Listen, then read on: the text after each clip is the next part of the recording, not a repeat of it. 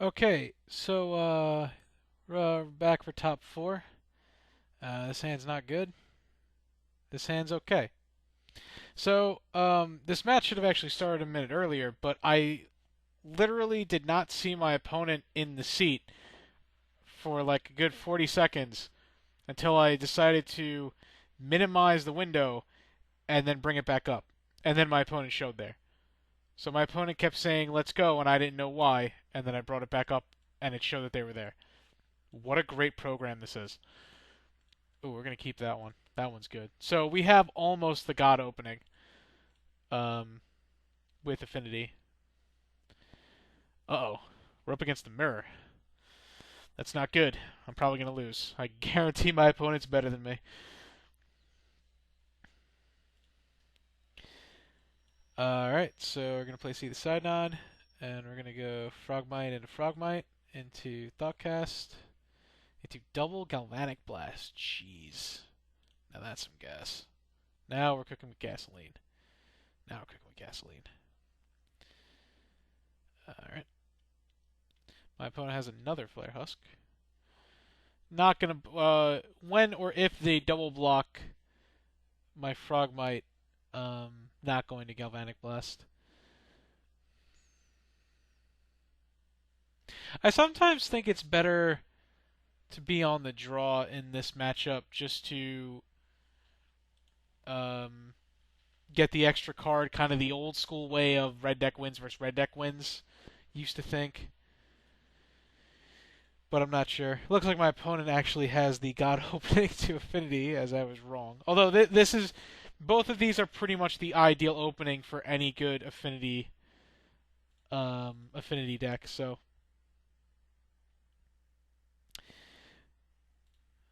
I'm not going to Galvanic Blast the Frogmite. That was a good draw. So I'm going to attack with both, and if my opponent blocks, that's cool. If they don't, that's also cool. If they don't block, that's probably better for me, but you know. So the Affinity matchup is really just comes down to two things: who plays better and who draws better. And my opponent is choosing to save damage. That's interesting.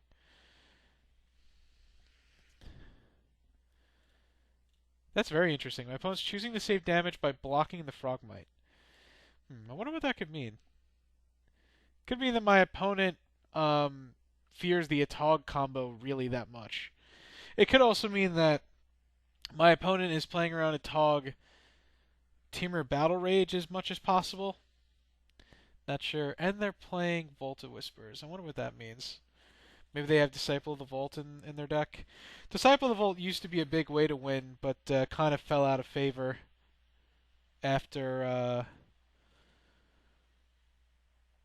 after a bunch of new cards were spoiled. Mostly after Scars of Mirror. Scars of Mirror didn't change Pauper forever because it brought Glistener Elf and it brought the Metalcraft creatures along with some other stuff to like Fangren Marauder to Pauper. It really changed everything.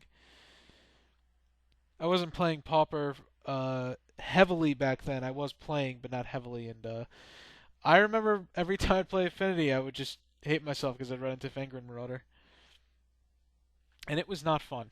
It was not fun at all. All right, so my opponent is Galvanic Blasting my Atog. Uh, so now let's see. If I go sack, Galvanic Blast you down to 16, put you down to 12, that would be one, two. That'd be one, two, three, four, five, six, seven. I would have to draw Thoughtcast into Artifact and Land to be 11, but then my opponent still would not die. I think I just have to let this Galvanic Blast go. I don't think I can afford to save my Atog and still win the game, but then again, if I don't have a Atog, I don't really have anything going. The only way that this is not bad is if my opponent doesn't have a second Galvanic Blast, and if they do, I'm kind of screwed.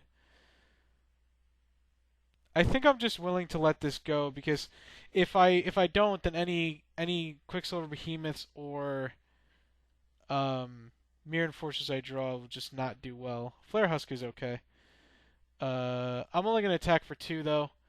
I don't really see the point in playing a Flare Husk and equipping rather than just keeping it as a 1/1 creature. So, I don't know. My opponent is on quite the better draw than me because they're drawing more cards, and they're up 2 cards on me because I had to mulligan to 6.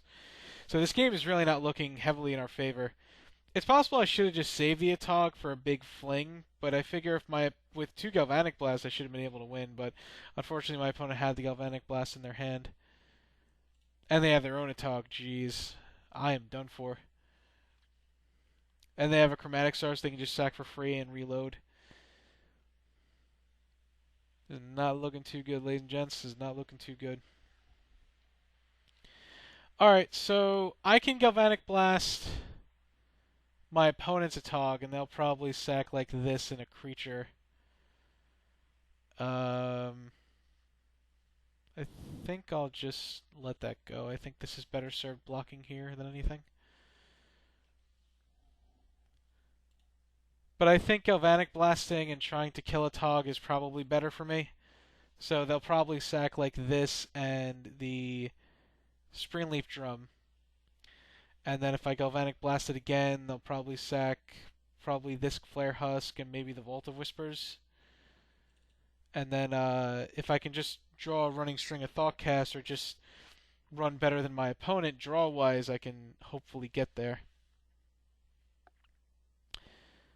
I think both the Togs look cool, but this one looks just... This one looks happier, while this one just looks freaked out. I don't know.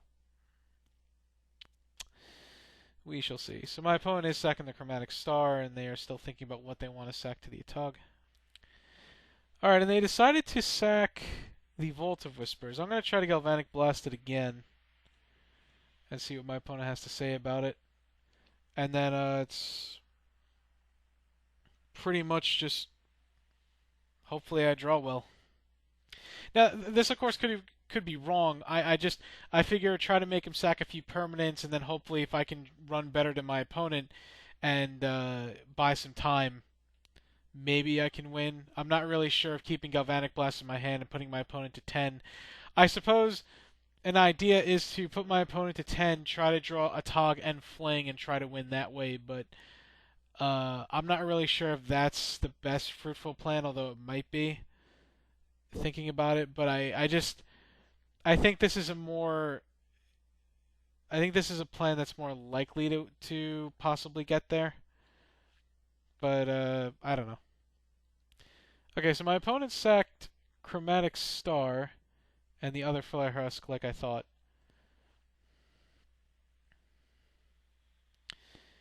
And so now we're both down to 6 permanents, but my opponent has an Atog where I have an extra land. And we drew some Hoverguard. Okay, well that's a start. That is a start. It's a small start, but it's a start.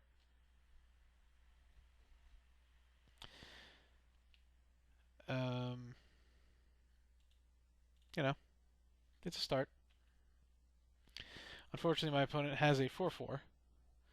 Now, what this means is that any extra damage I take, I have to keep chumping a Tog, so not really much that I can do.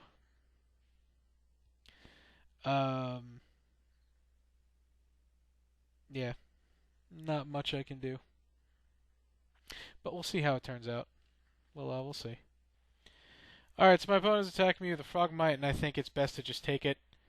I don't think that losing my Frogmite or my Somber Hoverguard is really a fruitful plan. Chromatic Star. Okay. We're going to sack this for a blue. Probably better for a blue. I think Thoughtcast is the ideal draw. That's not really the ideal draw. We'll just keep that in my hand, make my opponent think. And I think attacking for 3 here is correct, because we're not going to win by just sticking back. At this point, whatever free damage I can get in, and then hopefully top deck into a Fling Atog combo is really my best plan, I believe. But At any point, I could lose to my opponent having Fling a Tog, so, you know, that's also a thing. Alright, so my opponent is attacking with both of their creatures now. I'm still going to take it and go to 11. Uh, 6, 7. If they have another Galvanic Blast, and I mean, I have maybe a couple turns left, and I have to draw specifically this combo before my opponent does, which is possible. If I draw the Fling, I'm going to be a little upset. But then again, the Galvanic Blast in my opponent's hand would have just killed the Somber Hoverguard, and my opponent would be at the 18 that they were before. 1, 2, 3, 4, 5, 6, 7, and I wouldn't be able to kill my opponent. So I guess either way it balances itself out. Is my opponent going Thoughtcast? No. A Tog? No? What the heck is this?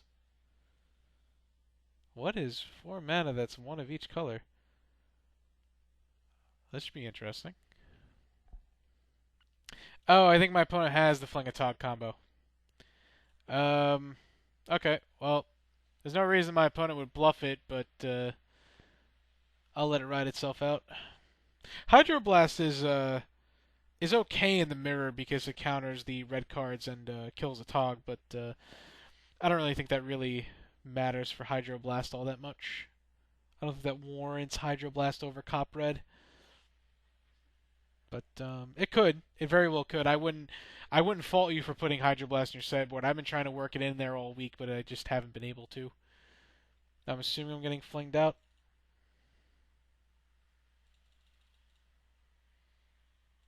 And fling me? Or your Tog at me? Well, did? Am I dead? I guess we'll see if I'm dead. And alright, I'm dead. That took long enough. Alright, so Ancient Grudge comes in, and Journey to Nowheres comes in. Dispel is not really that good, really. I don't think it really counters enough, and again, Hydroblast only counters this or these two, and I don't really think that's good enough. So I think the Rancors are good. I think Flare Husk uh, not as good, but I think it's still good. I think Frogmite kind of loses a little bit. I think a Tog plus Fling is actually important, and I think Springleaf Drum is not as good as just I want spells, and maybe only 2 Journey to Nowhere is really where I want to be. The problem with sideboarding is you don't want to over sideboard. You want to sideboard just enough, and sometimes you can really get overzealous. Unfortunately, this hand is not very good. I can't just keep this and hope to draw a land when I can't really cast anything else. The land has to be. If I draw a green land, I can cast Carapace Forger, but then I'm not able to cast these two. And if I draw a red land, these two might not be enough.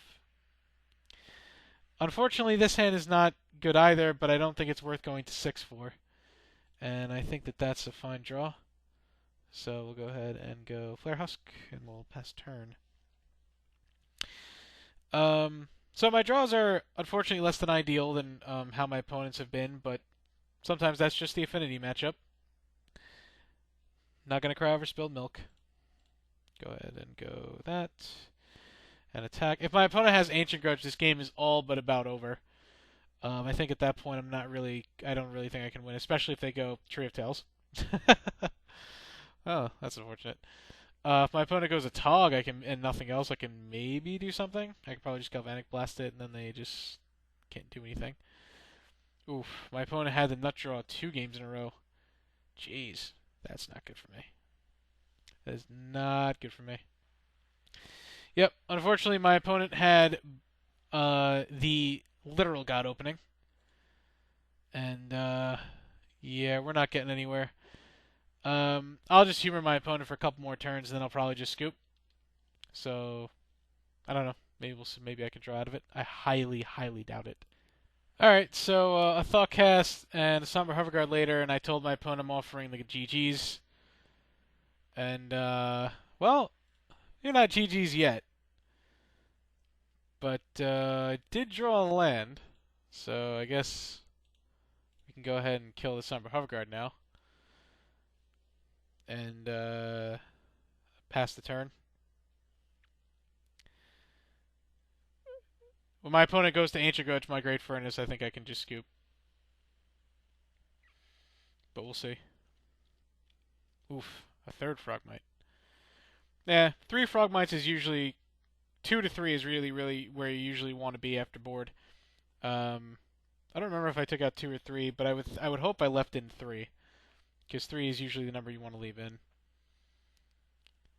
Ooh, another Thoughtcast. Yeah, we're dead. If he plays a big creature, we're dead. Yeah, we're dead. All right, enough. I don't need to make my opponent take too much time. See you next time, guys, and thanks for watching.